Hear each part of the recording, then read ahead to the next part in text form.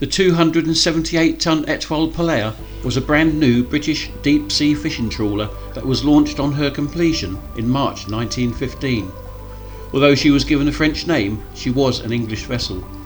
The Admiralty commissioned her just after she was launched to aid in the war effort.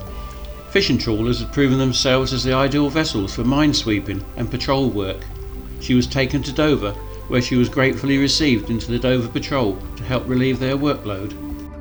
On the night of December the 3rd, 1915, her short career with the Navy was going to be abruptly terminated. She was steaming up towards the south part of the Goodwin Sands when she struck a submerged mine. The mine exploded on contact with the Etoile Polaire's hull and ripped her bells apart.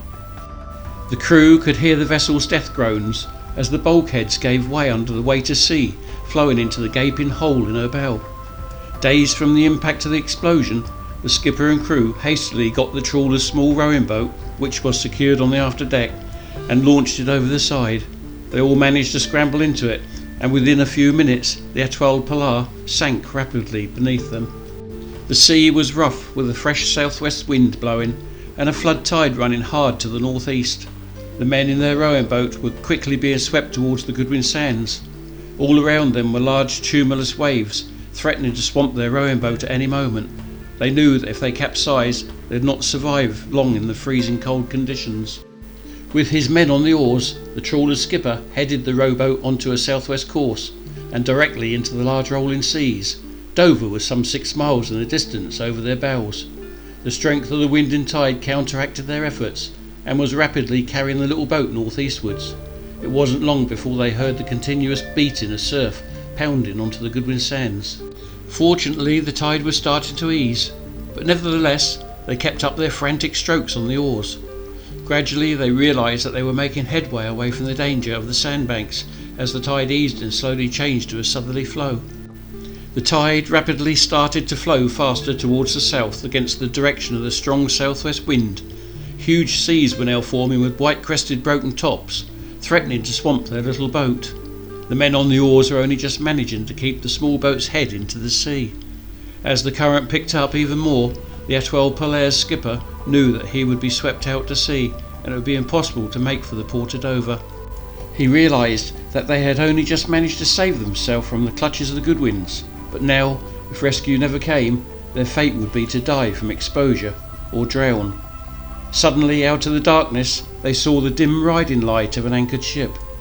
The skipper immediately recognised it as the South Goodwin light vessel. The men knew their only chance of salvation would be to reach the lightship, and with this desperation they pulled hard on their oars with all their might. This now caused the seas to break dangerously on and into the small rowing boat, but they continued with all their might.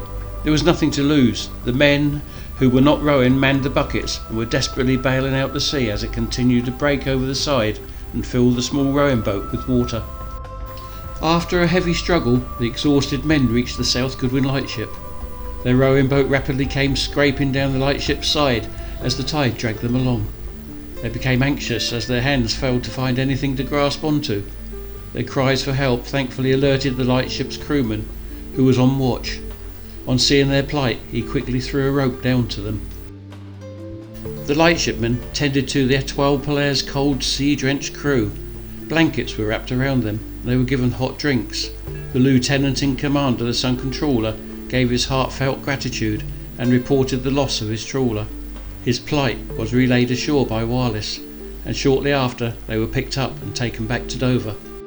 Halfway through the summer of 2002, divers found an upright wreck close to the Goodwin Sands. They had dived on wrecks like this before and instantly recognised it as an armed trawler. As they swam around the rusting hulk, a dull glimmer of non-ferrous metal caught their eye. It was the ship's bell. Rubbing the green verdigris from the bell, the letters Etoile Polaire could clearly be seen. After 87 years, the correct resting place for this trawler was now charted.